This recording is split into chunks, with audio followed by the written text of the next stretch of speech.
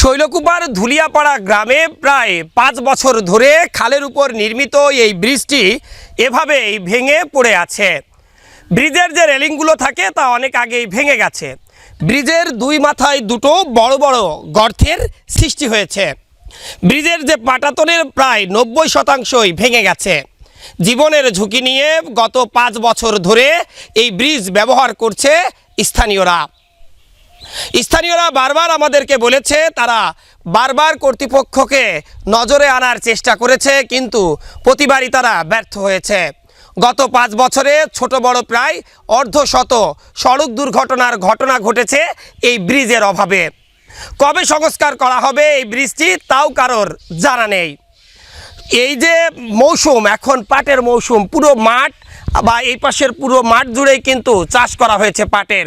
কি করে মাঠের সেই পাট বা অন্যান্য ফসলগুলো কৃষক তার বাড়িতে তুলবেন বা ওই পাট থেকে বাজারে নিয়ে যাবেন, সেটা নিয়ে এখন দুশ্চিন্তায় আছে এই গ্রামের হাজার হাজার সাধারণ মানুষ ও কৃষক।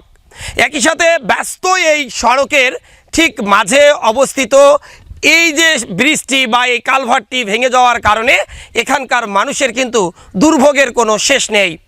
ঝিনাইদহের শৈলকুপা উপজেলার যে কাছেরখোল ইউনিয়ন রয়েছে, কাছেরখোল ইউনিয়নের ধুলিয়াপাড়া গ্রাম অত্যন্ত পরিচিত। এই গ্রামটি কয়েক হাজার লোকের বসবাস এই গ্রামে, কিন্তু এই গ্রামের মাঝ দিয়ে বয়ে চলে যাওয়া একটি খাল, সেই খালের উপর এই ব্রিজটি নির্মিত হয়েছিল প্রায় কত বছর আগে তার সুনির্দিষ্ট কোনো হিসাব নেই।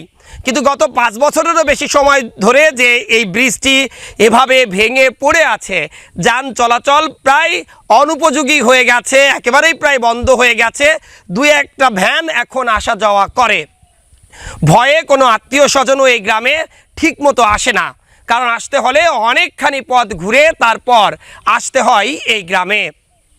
এই গ্রামের মানুষের প্রাণের দাবি, এবং এই রাস্তা বা এই ব্রিজ যারা ব্যবহার করে তারাও আমাদেরকে জানিয়েছেন যে সব সময় প্রাণে আতঙ্ক আর ভয় নিয়ে তারা এই ব্রিজটি পারাপার হয়।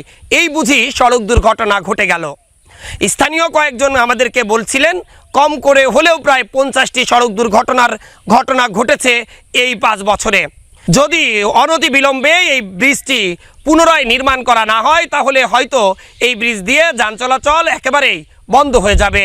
তখন মহাবিপদে পড়বে এই ধুলিয়াপাড়া গ্রামের হাজার হাজার মানুষ।